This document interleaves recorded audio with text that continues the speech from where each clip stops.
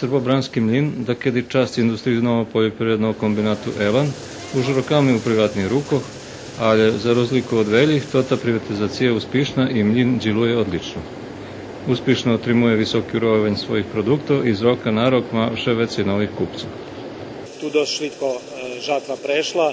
Gledam, že bola dobra kvilja, tu bilo relativno malo dižđu, žito švitko dozrelo i postoji mocna mehanizacija u Srbobranu, relativno mala povrchnost pod žitom.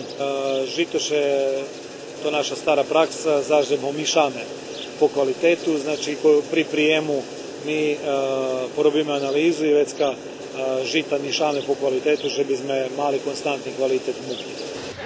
Hođe ще vše не принešena uredba o placenju žita po kvalitetu.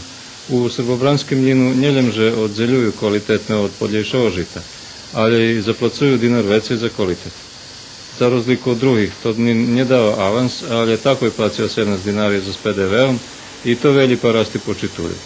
Parasti tu možu i čerać žito za produkti, abo žito ohabic na lageru bez obovjazki, že bi še tota usluga placela.